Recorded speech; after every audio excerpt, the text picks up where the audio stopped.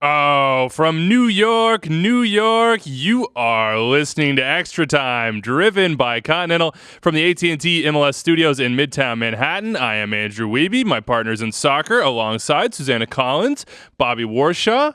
How's it going? How you feeling? Everything good? I feel great. You feel great? I feel good. I feel great. I feel wonderful. Bobby? Feeling great. Yeah, okay. Look, we got a big show coming for you. Sam Stejskal coming up in just 1 second. Guess what he's talking about? Inter Miami. There's so much news going down in South Florida right now, whether it is in Fort Lauderdale as it pertains to their stadium and training facility, or Miami Freedom Park, or those designated players and coaches and everybody else they need to sign. He'll be on in just 1 second with some additional news on Alejandro Pozuelo. We're talking wish list for U.S. national team camp, Ecuador and Chile up next. Paxton Pomykal, the newest homegrown star in Major League Soccer, will join us in the second segment. And of course, we got a packed mailbag to make up for the light ones. We've heard you. We've heard you. I know. You've been in the mail. You've been in the text. You've been saying, Give the why? people what they want. We've been skimping. We've been skimping, and we're bringing Ben Bear in to do it on a Thursday. U.S.-Ecuador, 8 p.m. Eastern on this Thursday, a.k.a. today, the day we are recording the show. It's on ESPN2, Unimas, and UDN. We're not going to talk about the nitty-gritty because, of course, the game will happen, and then that will all be moot. But we will get to that in just 1 second. But first, I got news, Bobby. NYCFC, they got their striker, or maybe they got their striker. Brazilian forward, Heber from Croatia. But he hasn't played a lot of the number 9 position recently. They're happy about it. He's got a good goal-scoring record, but there are some interesting nuggets here. Well, the interesting nuggets I think you're alluding to are the fact that they say in the press releases, and Claudio Reyna refers to him as a center striker, but Andrew, from what we found, he hasn't played center striker since 2017. He has played mostly on the left wing. Basically, when you watch his film, the exact same way that Alexandru Mitrița plays on the left wing. So I don't know what else to add other than that. Yeah, it's interesting, right? I mean, it feels like a signing they've already made. And this is the signing that Domi Trent is saying, we need this player. I need this player to reach our potential. We've got to get this player. Now, 25 goals in 38 appearances for the clubs. That's pretty good. And he was voted in 2017-2018 the Croatian Attacker of the Year, Player of the Year. The translation was lost a little bit. And to provide some context on the Croatian league, he comes from roughly the second best team in the league. The best team in the league is Dinamo Zagreb. And another player from Heber's team got sold to Sporting Lisbon. So, you know, they don't send a ton of players on at his age from that team, but the top one went to Sporting Lisbon. The team above them, Dinamo Zagreb, sends players to the likes of Leicester, to Roma. So there are players coming out of the Croatian league to big clubs. I mean, Luka Modric is a guy that you'll recognize coming out of Dinamo Zagreb. Decent player. He is 27. But this is what they needed, Susanna. They've been talking about it for a long time. Now I guess we get to see. Yeah, I mean, that's just it. We just kind of have to wait and see, right? Because I saw the signing and I was like, I don't know a lot about this player, and it perhaps they know more than we do. I would like to hope that they know more. Manchester City Scouting Network might know a little bit more. Than we do. So yeah, I mean, time will tell if this will work. But you know, David Villa was the guy standing in front of the net, putting the ball in the back of the net for you, and is this the guy that's going to make up for all those goals? Yeah. I don't know. They weren't kidding when they said they were going away from the old formula, right? Yeah. So this is 27. an indication of the direction they're going in. So I don't know. It's a win now. We'll see. It's a win now move. We'll see if that works out. By the way, this weekend in MLS, international break leaves us with just 5 games. So NYCFC has some time to figure it out to get them integrated. They need to do so. They've not gotten wins at home, which is previously where they made their hay. Let's now talk to Sam Stejskal, who is on the line. He had the opportunity to talk to Paul McDonough of Inter Miami this morning. Sam, what's up, man?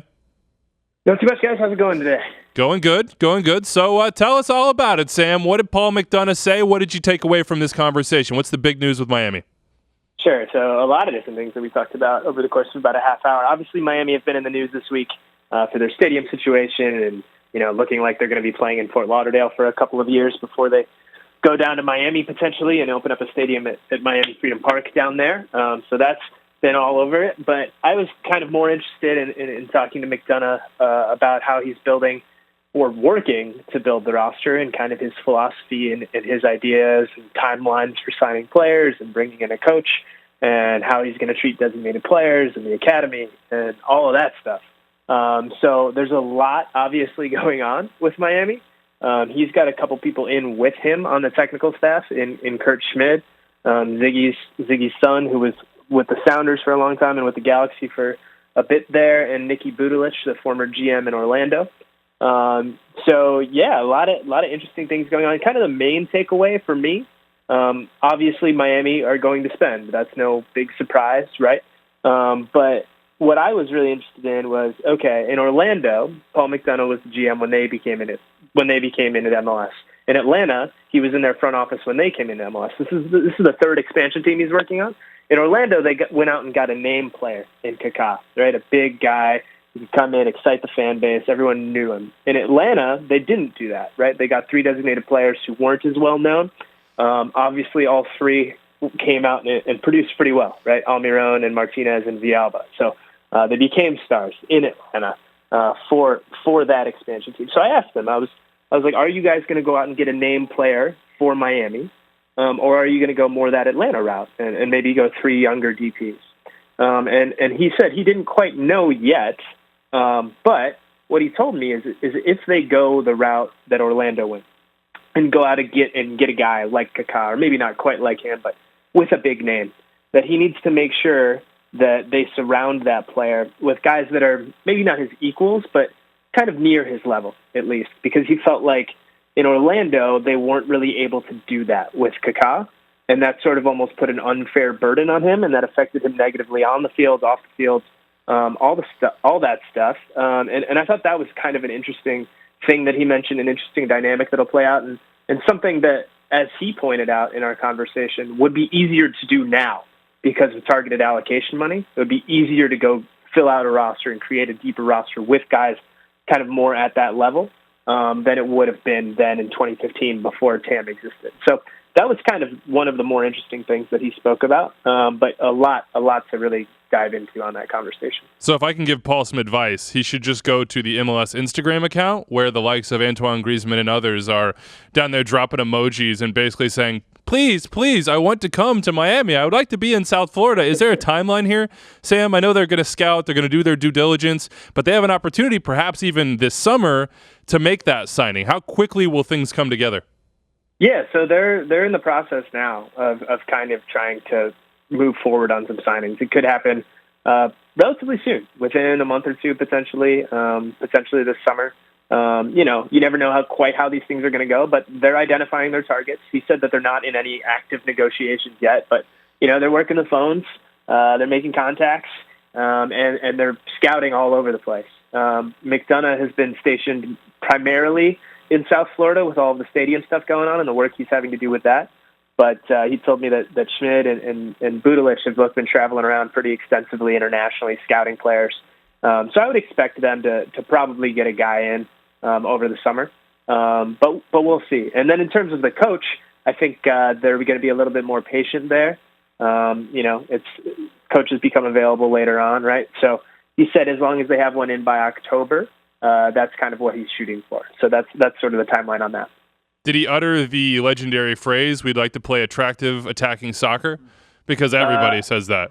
I think verbatim, in fact. Gotcha. So yeah, he wants a coach that can do that, just like everyone else in the world, right? Who doesn't want to play pretty soccer? But one thing he pointed out about the coach and what they're looking for is that it has to be a good cultural fit too, and it has to be a good fit for the locker room. So he wants somebody that has experience managing big personalities and big time players, because they'll likely have those in Miami. He doesn't want to hire a guy who isn't well schooled in those things, because if you do that, that has the potential to kind of derail a locker room. Then, obviously they had plenty of success in Atlanta when McDonough was there with Tata Martino and everything he did with that group. He actually mentioned that him and Tata still talk and text weekly almost at this point, even though McDonough's been in Miami since last August, I think, so 8-9 months now.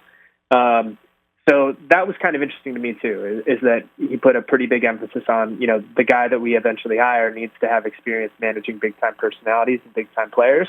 And they really need to understand kind of the culture down here and everything that goes along with being in Miami.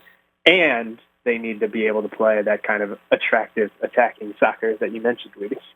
David Beckham, as a recruiting tool, did he say anything about that? Is there kind of an underlying message here that, yes, we're going to spend money, and yes, it might be easier to get the guys we want because we just have David call them?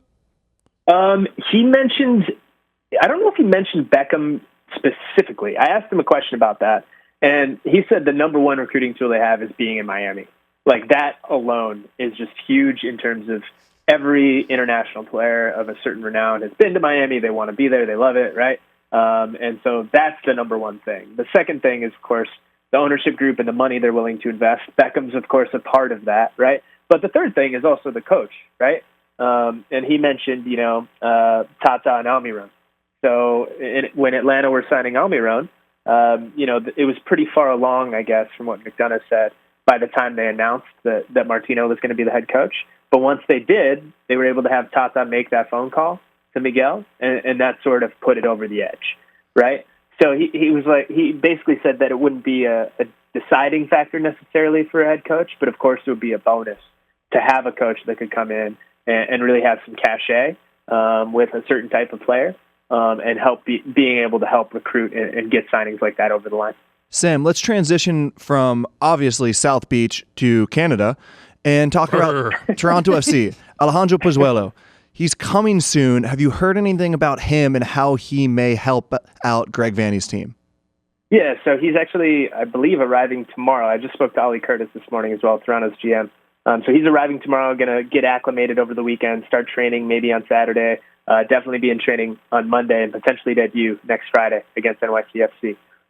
So he'll be getting into the group. Obviously, he brings a creative attacking presence that they haven't had since they sold Javinko and Vasquez, right?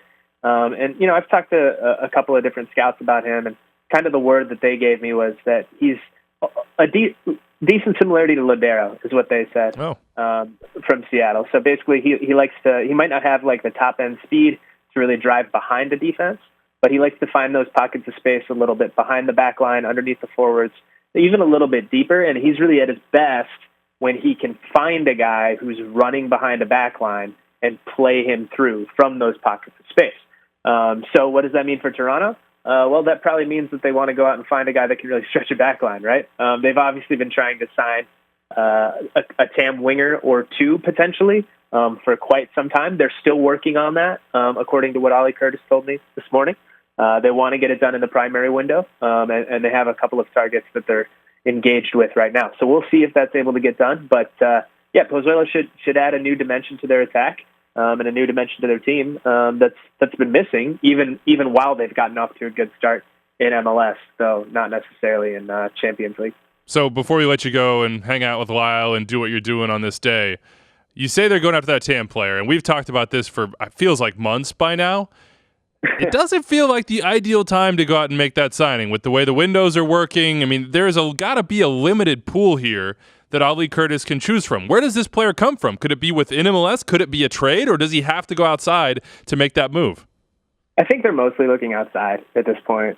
Trades can materialize quickly, so I wouldn't rule that out. But I asked Ollie about that and just kind of, the timing aspect of things, because most transfer windows around the world are closed at this point.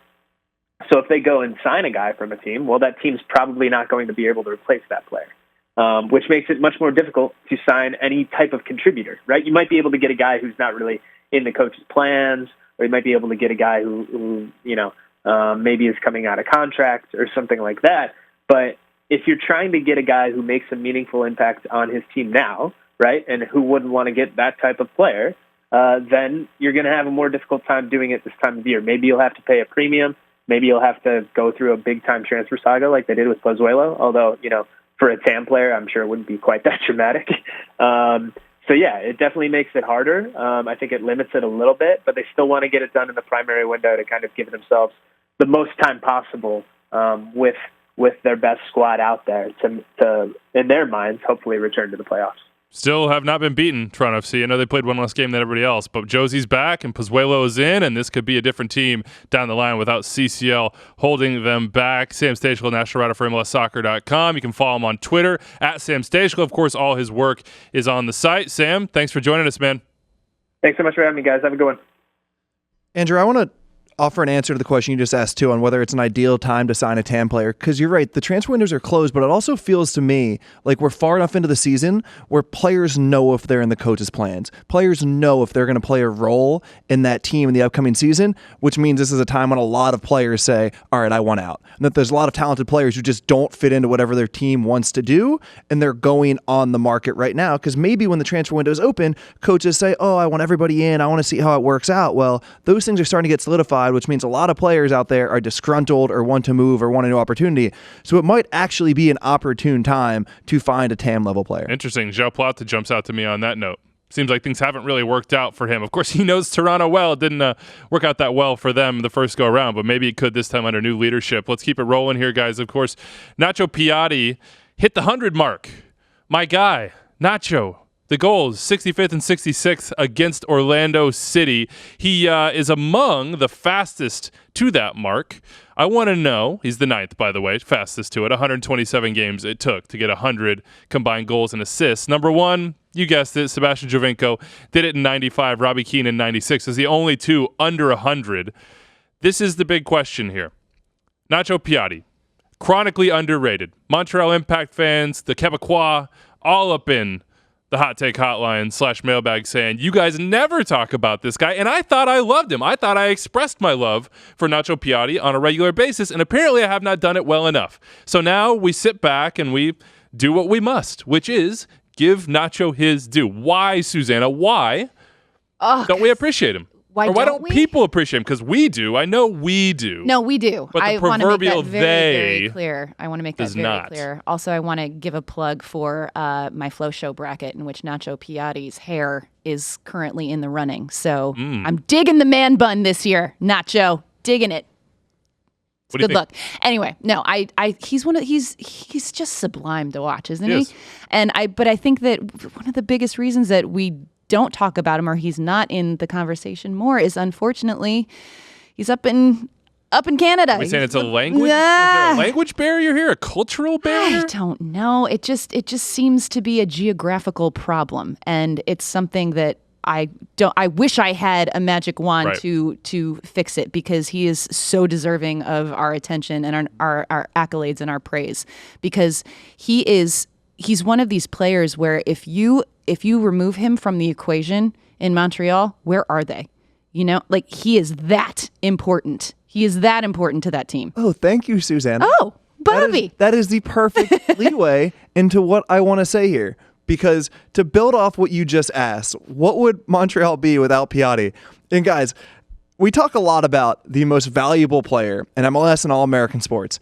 Nacho Piatti is objectively, and this to me isn't even debatable, objectively, in terms of using the term most valuable player and the word valuable, Nacho Piatti is the most valuable player to his team. He, in terms of what a player adds to a team, in terms of what the team would be without the player, it is Piatti, and I'm not even sure it's that close.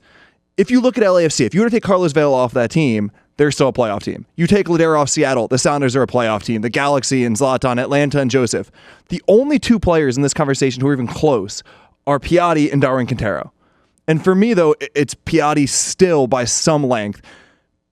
Piatti isn't just fantastic, he is objectively the most valuable player in this league and has been for a few years. It's tough though, because you're right. We don't see him in the same light for some reason. When you talk about the biggest stars in this league, almost nobody, including us, who are we hyping up? It's almost never Nacho Piatti. Right. I don't know why that is, other than to go to the same old tropes, which are like language and location and Montreal kind of being on that bubble ground between playoff team and contender. They've had big moments in the playoffs. And even with that, even with the production, he's like 17 goals, 10 assists a season, basically. I honestly, I do think it comes back to geography. I really, really do. I just think it's Impact fans are nodding. They're not like, yeah. Emphatically. Well, like you mentioned Carlos Vela with LAFC, right? Like this is a guy, I mean, Kalen Carr was on here on Monday saying this is hands down the best player in MLS. So, you know, you have, what is more important? The guy who's the better player? Who's more valuable? The guy where, you know, he's got this like Carlos Vela has a good team around him. And then there's a guy like Nacho Piatti who, like we just talked about, you remove him from the equation and, all of a sudden you're looking at Montreal like where does it happen? What's more important? Can I make a point here? We talked about Maxi Urruti being the perfect signing for Montreal. Sure. Why was that? Because he gelled and would fit well with Nacho Piatti. Alone, he wouldn't have made the difference. And I don't think that's not crazy to say. But with Nacho Piatti, complementing Nacho Piatti, it is the difference. And by the way, we're about to find out how valuable he is next year because this is his last year. So if you have a chance to watch Montreal, turn it on. Yeah. Andrew, I do want to tie another piece in. You joked with Sam about coaches and technical directors always saying we want to play attacking, exciting soccer. But this is the reason. And not to say that Montreal hasn't, I guess actually exactly what I'm saying is this, but Montreal has been successful times. It has rarely been attacking and exciting. And that's why you have this trope of saying we want to play that way because it gets people to talk about us. And we talk every single week about what can we say about a team? And some teams, LAFC, they play different formations. They do cool things on the ball. They have different tactics. Same with Seattle. Montreal, it's impressive the defensive and counterattacking foundation they've built, but it's hard to talk about it in new ways every single week. So I don't think it's just location. I actually do think it's just generally the way the team plays, and it does circle back to what you joked about earlier. It's a really good point. It is 401-206-0MLS, Extratime at NYCSoccer.com. Who needs more love? I would love to hear from you. We have a list of teams here. We have to get to Paxton Pomykal, so we're not going to get to it on this show, unfortunately. We'll save it for this Monday, I hope. Before we get out of here, the U.S. national team played 8 p.m. tonight against Ecuador, ESPN2, UDN, Unimas. Quickly, Susanna, what do you want to see from this camp? At the end of it all, what do you hope we're saying? I'm so excited for this game because I feel like this is the opportunity for us to finally turn the page from Trinidad Tobago, our failure to make the World Cup. I'm so sick of that creeping into the conversation still. And we have a fully integrated squad right now. This is the first time we're going to see, some of the veterans and the young guys together. Pulisic's in there, Weston McKennie. They have spoken. They've gone on the record saying how impressed they are with the amount of information that Greg Berhalter has provided for them. This feels like an organized group. I was excited about what they did in January, but this team right here feels like this is the future. I'm looking ahead. I just want to put all of that talk to bed and just look ahead because I feel this is going to be our team. This is what we're going to be looking for this summer. And so I want there to be a new dialogue surrounding the U.S. men's national team. Negativity be gone. Yes. And that's what I'm looking for. The 10 that were not in January who didn't have the month to understand on the field, daily training sessions, game ops. How quickly can they catch up? It seems like Berhalter's sending video. He's talking to them. He's laying the groundwork so that when we come in against Ecuador and Chile, better competition than last month. We should all say that. They're ready to roll. I hope we see those 10 ready to roll. I hope we see something coherent, and I think we will because I trust Greg Berhalter in that sense. Andrew, I wish we could have Susanna go last on that one. How do we come after that? She summed it up. I don't know. We just got to walk away. I'm keeping an eye on this a little bit more specific, Weston McKennie, because we all know how great he can be. We all know the ability that he has, but there's also this weird truth where if you've watched Schalke this season, Weston has not necessarily played well, and partially is because nobody on Schalke plays well, and then when they were playing under their manager Tedesco, it was a horrible team to watch. But there's also a reality where Weston McKennie hasn't exactly impressed in the last 12 months, and we have all this hype, all this idea that he is one of these 3 or 4 guys that we are going to build the next decade around, and yet he hasn't played well in a year. And I think that's true about a few players on this team that we ignore for a variety of reasons, but I just want to see Weston McKennie play well, live up to all the conversations we have, and how he plays in this Berhalter setup. You can see the smile on his face. You can see the smile on Pulisic's face, on Adam's face. Yeah. Everything coming out of that camp is positive right now, and that is a change, as you said, Susanna, and it is wonderful. We're going to break. On the other side, Weston McKennie's FC Dallas Academy teammate, Paxton Pomykal. Are you watching the games or just looking at the stats? Email the show at extratime@mlssoccer.com, tweet at extratime, or text the Hot Take hotline with any questions or reactions. Pomykal chasing it down. Pomykal winning it in offensive territory. The cross, the pass back. Acosta!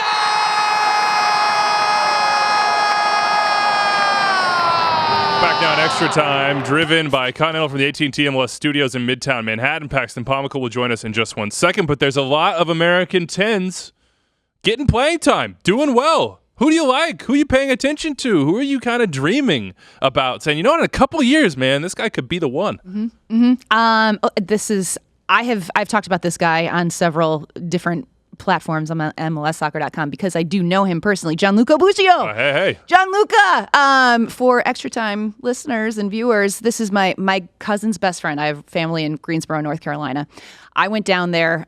Gianluca was probably about 9 years old, and I watched him play Early exactly. For me, he's had me down there.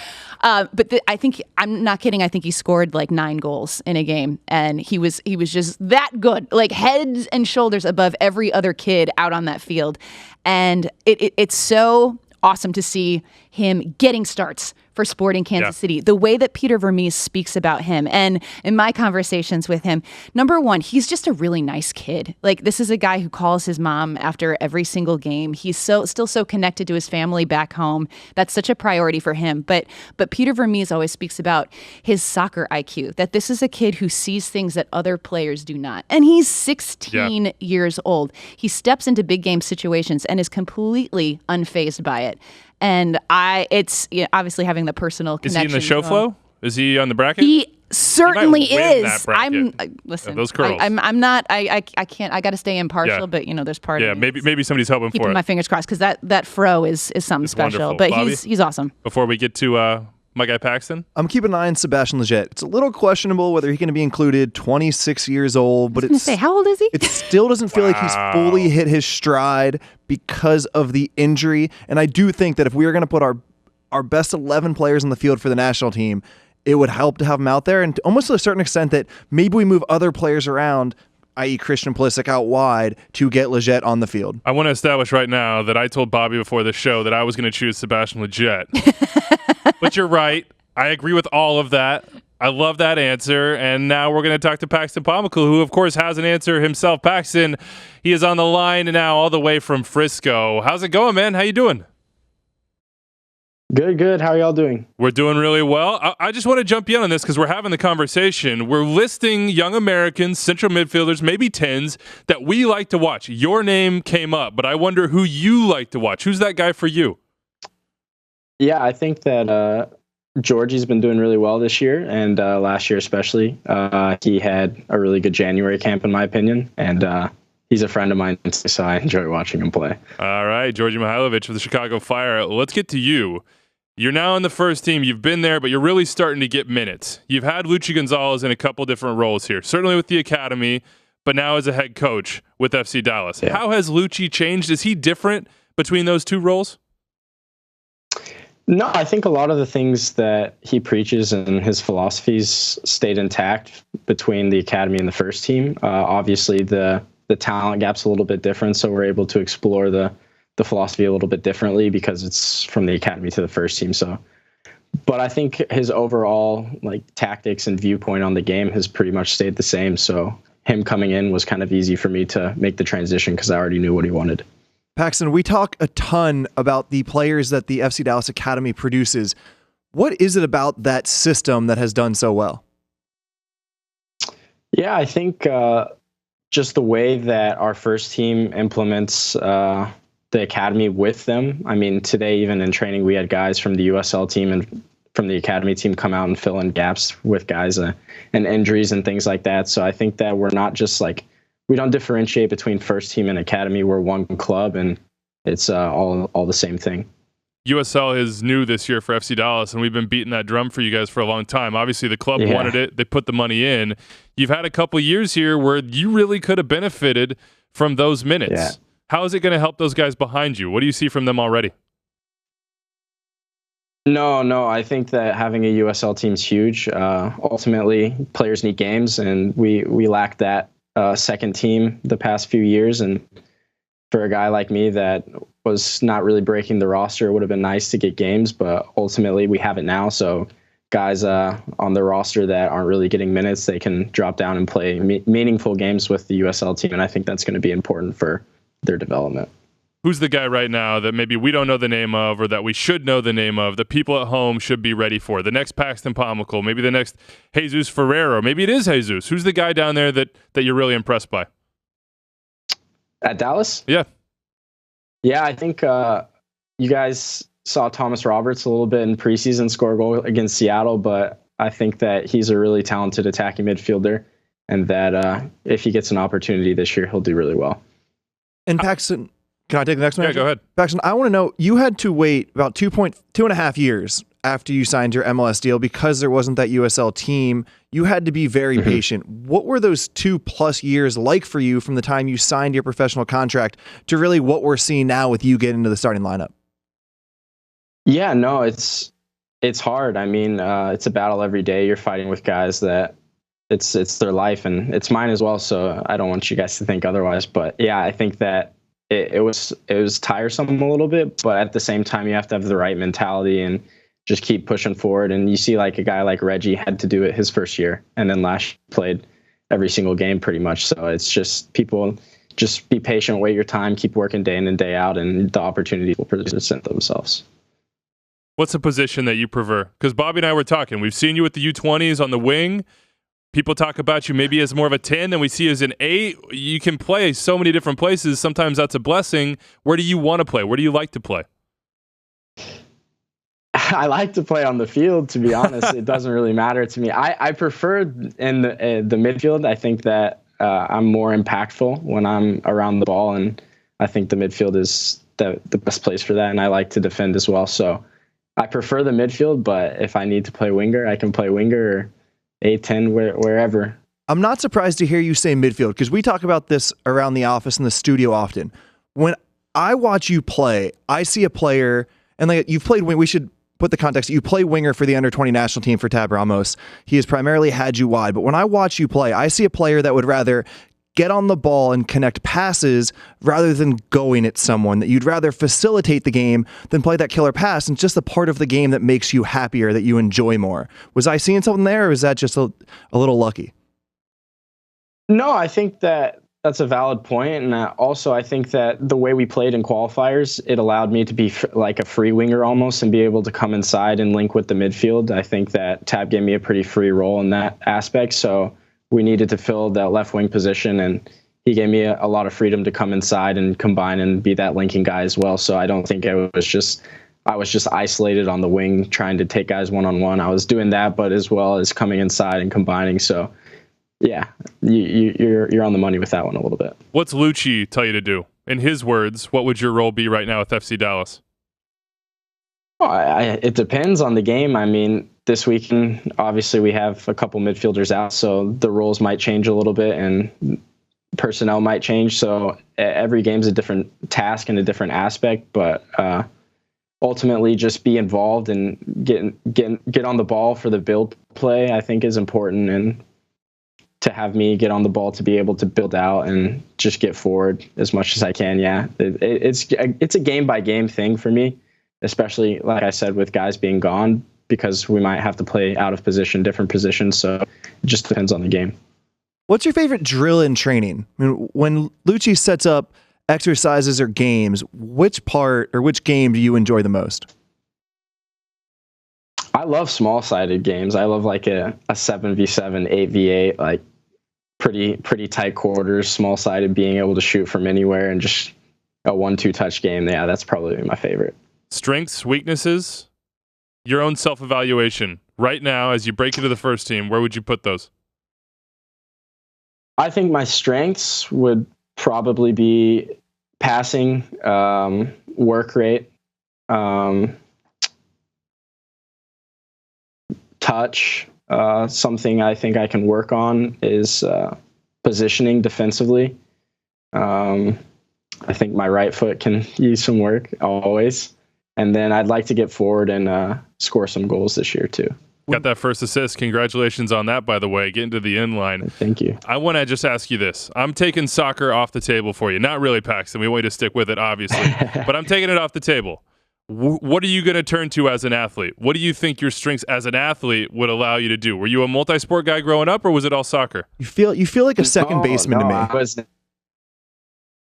never a multi-sport. It was always soccer, always growing up. I mean, I'm from Texas, so football is all obviously a huge deal down here, but I was never really into any other sports besides soccer.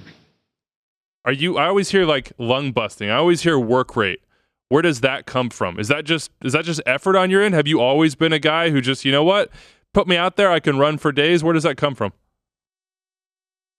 Yeah, I think that if you don't have the ball, like the game's not as fun. So obviously I want to work to get it back and to be on the ball. So I think that's kind of where it stems from. And then you need all 11 guys to, even the guys on the bench as well, you need everybody to give their best effort. So I try to do that not only for me, but for my teammates. As we mentioned, you were with the under-20s at CONCACAF qualifying. You guys beat Mexico in the final. You were largely dominant throughout that qualifying tournament. What clicked for you guys as a team? What went so well over those few games? Yeah, you look at that team, we have a ton of talent. You have guys like Alex Mendez-Crossi. You got Nick Tadui, I think, is hurt right now, but you got a bunch of talent in that. And then Nick wasn't even at qualifier. So we have a lot of guys competing for little spots. And I think that the competition aspect of it pushed us and really made us come together as a team, because we knew that there were guys at home trying to be going to the World Cup, because ultimately when we qualified, it's life or death. And there is a lot of talent in this U20 cycle. So it's going to be fun to watch who makes the rosters and who goes to the World Cup, and especially how we do in the World Cup, more importantly. Right now, Tab and the boys are in Spain. You, of course, are in Dallas with the MLS side, waiting for the game this weekend. It's got to be hard for you, I imagine, but an even bigger decision is coming for FC Dallas. Have you talked to Lucci or anyone at the club at all about being released for that tournament in Poland? What are your expectations? No, I think that we're just going to see when the time comes, and they've been pretty transparent with me about being open to letting guys go to national team. And I think hopefully that they make not a good decision, but we talk and figure it out. And I don't think they're going to hold me back personally, but and the World I think Lucci's actually expressed that they're not going to hold me back, but I don't want to quote you guys on that one. Is that breaking news? Andrew, do we have breaking news on the show? We're going to do some Google searching right now to make sure that Paxton's got that quote right. Look, Tab in the World Cup is something we're all looking forward to as U.S. national team fans. And, of course, I don't know if the baby gnats is the right word here. It feels like this team with that talent you mentioned has a chance to build on what other teams before you did and maybe even compete to win it. Do you guys talk about things like that? Do you say, hey, look, our goal is to win this thing? It's not just to compete. It's to actually try to bring home the trophy. Yeah, no, our goal from day one was not to qualify, not to win CONCACAF. Our goal was to win the World Cup, and I think that we have a lot of talent, and the guys have the right mentality going in. And yeah, I think a lot of people are going to be surprised with how far we go, and I think we can win it. One of my favorite parts about watching you is what a little bit we're hearing right now, Andrew. It feels like is this confidence, but also the fact that you were never overly confident throughout your academy days, your waiting. Is that something that you tangibly try and work on? Is this balance between confidence and willing to learn and grow, or is that a little bit more of naturally who you are? Yeah, I think that's just more personality. I mean, some guys have a bigger personality and more confident personality, so they're going to might come off a little bit more cocky, but in the end, I think it's just how the viewer takes it. I don't really try to perceive myself in a certain way or show myself in a different way than who I am. I just try to be myself, and hopefully people take that the right way. Tyler Adams told us a couple of years ago, Paxton, that Naby Keita was his favorite player, who was at RB Leipzig at the time. Of course, now Tyler is at RB Leipzig.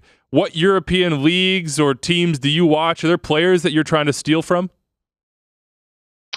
So growing up, I was an Arsenal fan. Still am an Arsenal fan. I love the way that they played growing up, and that's kind of how I've tried to model my game a little bit. Not really after one player, but the style of play and the early 2000s, the way Arsenal played. So I think that's a good example of how I model my game when I was growing up. Now that you say that, I totally see like an Andre Arshavin or a Tomas Rosicky resemblance in the way you go about the game and the way you glide on the field. I kind of like the Aaron Ramsey comparison. Any of those landing for you here, Paxton? Or are you thinking, nah? All of them, all those guys. So it's great to be compared to all of them. I don't know if you've seen this. I kind of think you probably did. It's a sport of the internet, and you're a young guy. You've been compared recently to Frankie de Jong. The hype train is taking off. Where's your mind right now as you start to see those things, as the publicity and the expectations ratchet up around you and your career?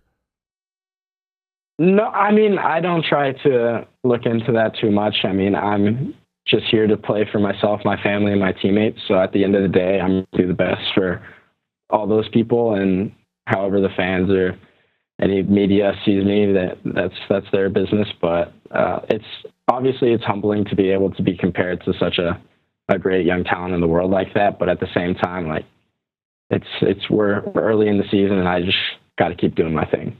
Have you stayed in touch at all with Weston McKennie or Chris Richards? What do they tell you, if so, about their experiences in the Bundesliga?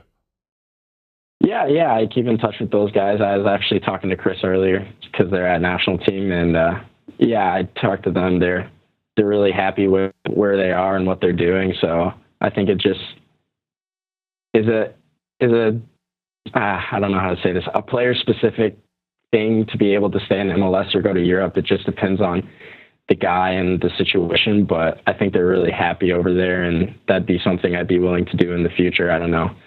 Yeah. Have you ever doubted your decision to sign with FC Dallas? You look at Weston, do you ever have like FOMO or Chris? I mean, obviously Chris signed and then he moved on, or is it just kind of like, you know what, I made the right decision for me? Yeah, no FOMO at all. I'm very happy with where I am right now, and I'm really happy with the decision I made, and yeah, no regrets at all. I'm moving forward. You can't have regrets. Obviously, though, you have to understand that part of the system here, part of FC Dallas's professed path is to potentially sell a player like you on. Have you spoken to anybody about that? Have there been communication about what a timeline might be, what that decision might be like, whether you should be prepared for that at some point? No talks have been done like that. I think that just the coaching staff and I, whenever the opportunity comes or whenever that happens, we'll speak down the road. But for now, I think that we're just focused on the season, and ultimately we just want to do the best we can this year, and I want to have the best impact I can for the team. So that's really where our focus is now. I mean, my focus is also in May for the World Cup, obviously. So no talks like that, no.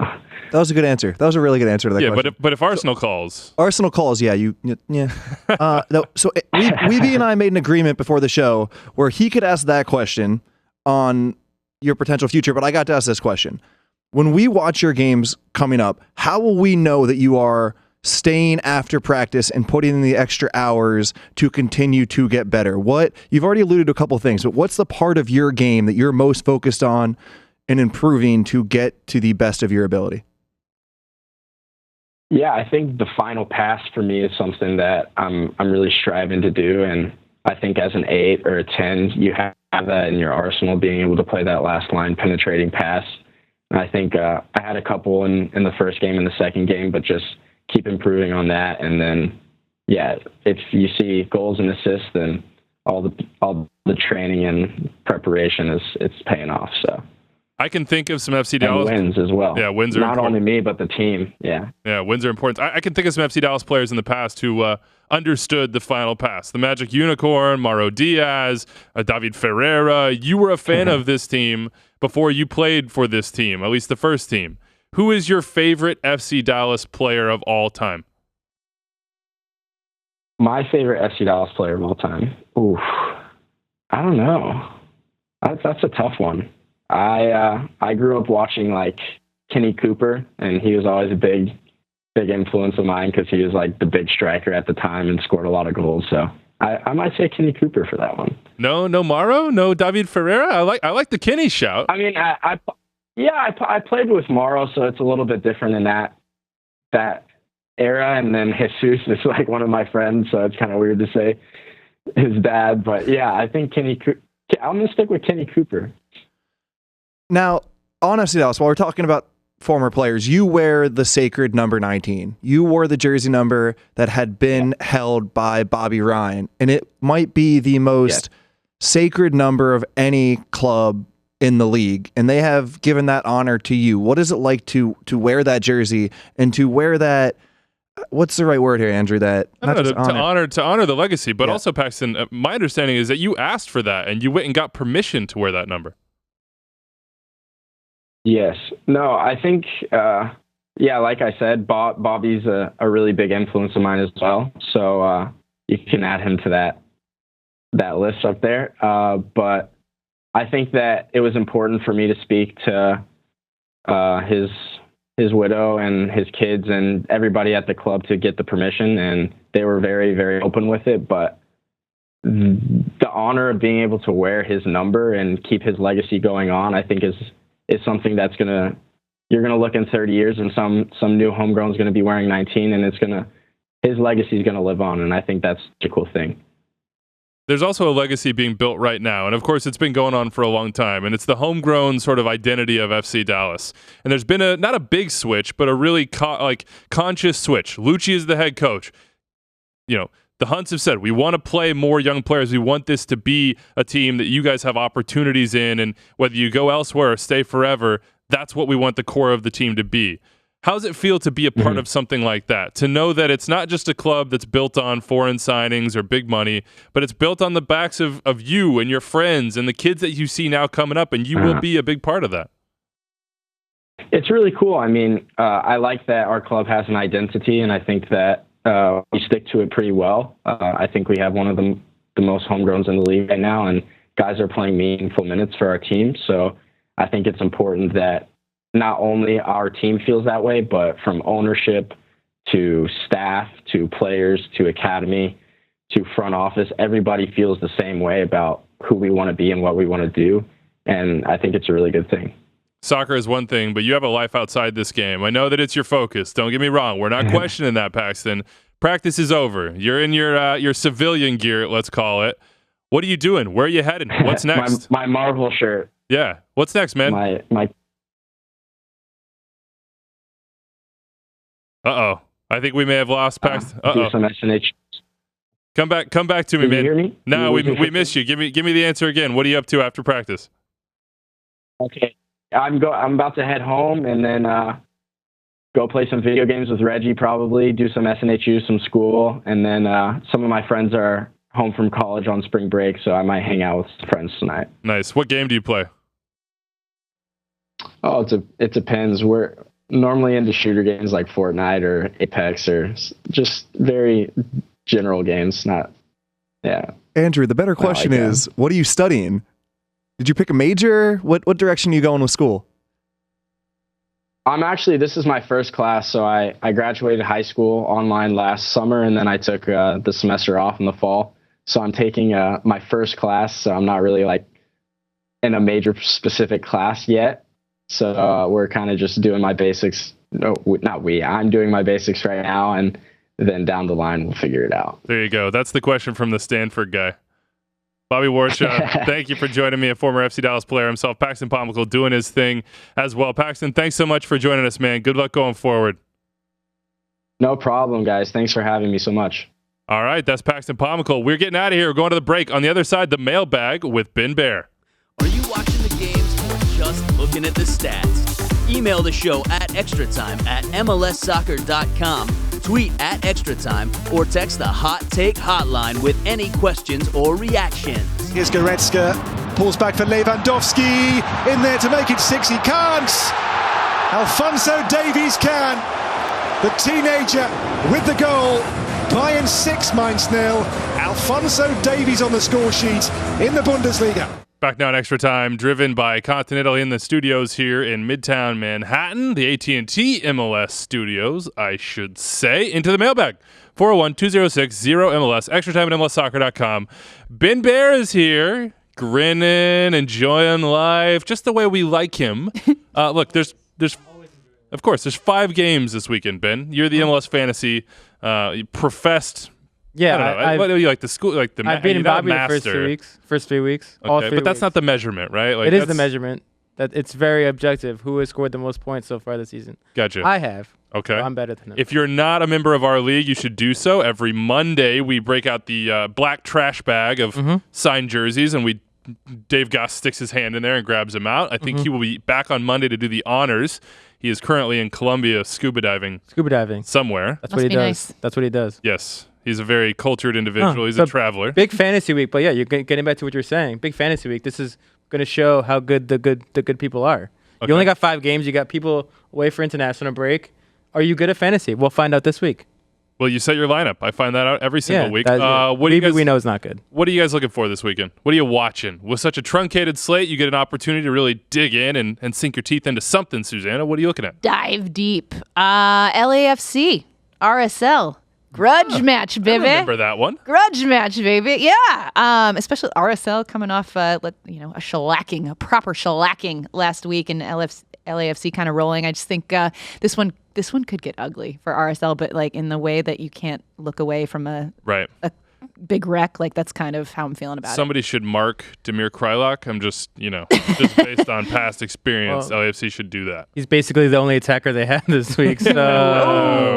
Oh. Is he in it? No. A lot of guys away for international duty, red cards. Just they're pretty depleted at this point. Yeah, like I said, could get ugly. Could get ugly. I'm here for it. Here for RSL. Sorry, I couldn't help myself. Ben, what are you watching? I'm gonna watch FC Dallas, Colorado. Obviously, I watch every game, but FC Dallas, Colorado. FC Dallas are going to miss Guerreiro and Acosta in the midfield. So I'm interested to see the two players they're going to put with them. It could be two other teenagers along with Paxton Pomykal, Brandon Savagna, and Edwin Cirillo potentially. So that'd be interesting. Colorado basically is their full team, even though it's international break. They're only missing Diego Rubio. So it should be interesting. And Kellen Acosta returning to Dallas. Yeah, right. His first that's a good storyline. He played FC Dallas, but in Colorado last year, so his first time back in Frisco. Mm-hmm. I'm gonna look at Marco Fabian. I liked Brendan Aronson last week. I liked that he got his opportunity. It was thanks to, I'm not gonna say bad luck because it wasn't. It was thanks to Marco Fabian driving his cleat into Johnny Russell's chest. Bobby, let's not bring it back up, man. We can disagree on that one. We can disagree. That was a red card. But where will they play him? Will Fabian be at the point? Or will they move him up a little bit more? Will they find a place for Brendan Aronson? I want to see him continue because he had such a good game, but he's still a young guy. He got his start. He did well. Maybe that doesn't mean he continues on, but Philly have had a tough start to the year, and Columbus Crew have been extremely good defensively. They will not have Zach Stephanies out with that injury. They won't have Will Trapp. They won't have Giassi Zardes. But do they sit back on the road and say, you know what, we're going to be unpenetrable? Can't come at us. Gaston Saro is the goal scorer now, so they're also onto their third left back now with William Francis also international break. I think Aronson's going to start because you have Warren Creavalle is on international break, is on international duty with Guyana, and Derek Jones is with the U23s. So you kind of almost have to play him at that number 8 position. Unless you're going to put Elsinho, but I don't really see him in that. Yeah, Bobby would put Elsinho on all 11 spots if he could. I'm going to keep my eye on, yes, I would. I'm going to keep my eye on New England hosting Cincinnati Sunday, 4 p.m. Eastern. My eyes are just glued to everything Cincinnati does right now. I mean, it feels, and this is one of those scenarios where I can't believe the words coming out of my mouth, but it feels like Cincinnati are almost must-watch TV, at this point. How are they going to play? Are they just going to keep drilling teams on set pieces and sitting deep? And it's not fun to watch, but it's dramatic and it's entertaining, and I'm looking forward to seeing Cincinnati against New England. By the way, Sunday, you might have recognized that Alphonso Davies goal call coming in. He got on the board for Bayern Munich. Sunday, Canada, their final CONCACAF Nations League qualifier to see if they're going to be in Group A as well as the Gold Cup. This is a big game for them, and Alphonso Davies is not available. John Herdman said he was in tears over that news. Bayern might let him go to Vancouver for this match. We shall see. Herdman was in tears, or Davies? Davies was. Well, Herdman might have been. Yeah, Herdman might have been in tears as well. Also, it's out there that he might have got hurt on the celebration. So I was just watching it, and did he get hurt on the slide? Yeah. By the way, he's watching it because you can watch this show on YouTube in case you somehow needed that reminder. They play French Guiana, who are on 6 points. Canada are on 9 points. If Canada win, they are absolutely through. If they draw, based on the numbers here, because it's 6 points behind them, I believe they're through as well to the Gold Cup and League A of the Nations League as well. Let's get into your mail right now, and we start with a little bit of a dad burn, I guess, from Gary in Chicago, Bridgeview. He says, Andrew, do you ever think about how unlucky your son is because he will be the perfect young age to see the U.S. dominate the 2026 World Cup and then forever be disappointed by future results? That's pessimistic, man. But I have thought about the fact that he will be the perfect age in 2026. He'll basically be like 9 years old, 8 years old. Yeah, he'll be so impressionable. Hopefully Dada can get him into some games, maybe behind the scenes. Hopefully Dada can learn some math one of these days. Why? I did the math. Okay. It's a little slow. Just want to make sure. It's a tad slow there, all right? Dennis Ormson hit us up. He says, after weeks of beating the CCL fever drum, Friday's episode sounded like a eulogy for all the teams that got knocked out, but not a word about Sporting Kansas City still being in it. Not a peep in Monday's episode either. I understand that they have a tough task ahead of them with Monterrey, but if you're going to win this competition, you're going to have to beat the teams like that. If you're going to beat the topic like a dead horse, let's at least keep doing it while we still have teams still in it. Fair point, Dennis. Fair point, man. The timing just kind of screwed us up. You know, we come on Thursdays. The game was on a Thursday. Then you have Monday, and you're past it. They played an MLS game. Yada, yada, yada, yada. But bad news for Sporting Kansas City. Eric Hurtado, injured, out. Daniel Shalhoub, injured, out. Long term, both of them, it seems, for at least a month and a half, maybe more. Now it's just Christian Nemeth atop that chart at number 9, which is, it's okay. Christian Nemeth has been really, really good. But what, God forbid, something happens to Christian Nemeth? This was Tyler Freeman? Well, I'm looking at just the top 3 in general. It seems they're going to have to go with Jerso, Johnny Russell, and Nemeth throughout the next 3 or 4 weeks, or whatever, next 6 weeks. Just those 3, because Busio can't really play out there. They have Quase, but we've seen Quase. So it's going to be tough for them. Busio and Ben, Busio does play number 9 for the academy, or at least has played number 9. That's what he actually played at GA Cup last year. There we go. Yeah. So he played there, but I think that was mostly due to the talent around him. And I think they figured put another midfielder in there and then let him come back to get the ball. So I don't think that's going to happen with the first team. Well, if you're just thinking about who is next on the depth chart, because they really only have 2 number 9s on that roster, Busio is an option for them. You have been the truther on CCL, at least bringing the truth our way. I don't think I phrased that quite right. Dennis is saying, hey, don't count us out. I mean, he is right. But yeah, of course he's right. Yeah. No, be optimistic. Get behind SKC. Every single MLS fan should be on board this train. Now, listen, I am not hating on CCL fever. I just don't have it or have not been afflicted the way you all have. You know, like you have a clean bill of health. Exactly. So I'm not, like I said, I'm not hating on it. Everybody should care and watch and support Sporting Kansas City. I'm just saying, if it all blows up, I told you so. Yeah, that is what you're saying. That's what I'm saying. Here's a question from the Toronto Duck. We love you, man. Your team gets a corner kick in the 90th minute. The game is tied. Which 3 MLS players are you putting in the box to score, and who's the one putting the corner kick into the mixer? Are we each getting one player? Present? I think, yeah, sure. Take a player. I'm taking Air Haglund. Air Haglund? Okay. Yeah. All right. I'm taking Zlatan. I was going to say. I mean, yeah, come on. I'm taking, if he's healthy, I'm taking How many Zlatan. goals has he scored off corner kicks? I don't know, but I'm still taking him. Yeah. I'm still taking him. Yeah. Bobby, who are you taking? Past, or you can go past if you want. I think I'll keep it present. I'll probably take Matt Hedges in the air. Oh, that's good. I was going to go, if that's it's fair. not Zlatan, I'm going other side of LA, Walker Zimmerman. Yeah, that's a shout. Z. Yeah, I think, how about he went Hedges. I was like, his partner for years was way better at him. How about Pipa serving? I like that one. Like that one? Diego Valeri is another option there. Our yep. producer Anders is in my ears right now saying nobody's going Kai Kamara in the box. On that one. He's a good choice. He's a good shout there. He's better when it's like on a counter. And my guy Kendall Waston. Kendall Waston's a great shout as well. That was the other guy I was going to go with. Yeah. Good question there from Toronto Duck. We have a person from Vermont. I thought it was Jillian, but now it looks like Villian. It's a problem for me. Villian says they'd like to nominate a rating system for our panic system that we started with Atlanta United. The system score is 1 to 5, with 5 as the highest panic level. Number 1, DC level panic. We start slow, but we shall get there in the end. Number 2, Galaxy level panic. We've got all the pieces, but we're going to let it fall apart at the death. 3, FC Dallas level panic. When you start your season as Supporters Shield favorites, then systematically bury your playoff hopes after midseason. 4 is the Toronto level of panic. Meteors fall slower than these guys and leave less of a crater. Wow. And number 5 is the Revolution level of panic, where your expectations have been crushed to the point of ontological crisis, where your only hope for survival is to banish any thoughts of soccer from your brain due to chronic ineptitude. Wow. Oh. Wow. She or he is from Vermont. I don't know if it's Jillian or Villian, but I appreciate that email from there. And then we'll end here. Noah from Atlanta. Honestly, our fans are spoiled. Not that I particularly think that it needed to be said by the coach, but I think there's so much fear in losing the one good thing that we have in Atlanta that everyone is going nuts. Personally, I don't think Frank should be entertaining the negativity as much as he is, because when he gets defensive, that's when we start to feel like he has no idea what he's doing. I feel he is really lacking confidence in what he's implementing. I'm not sure if he's uncomfortable trying to get our guys to understand his culture or he's afraid of failing again. I'm still positive and willing to give him that chance, but there are things that are concerning. Yes, Atlanta United fans are spoiled. You guys won MLS Cup in your second year. Yeah. Pretty obvious. The coach should not say that, but it's obvious. All right, before we get out of here, Pity Martinez starting with Lionel Messi for Argentina. That's pretty cool. International break this weekend. 5 MLS games. Go watch them. The coverage at MLSsoccer.com. Big thanks to Sam Stejskal and Paxton Pomykal. Big thanks to Carlos Fonseca, our audio engineer, and Anders Arhus. Sorry, Anders. I almost screwed that one up. We're getting out of here. We'll see you on Monday, everybody.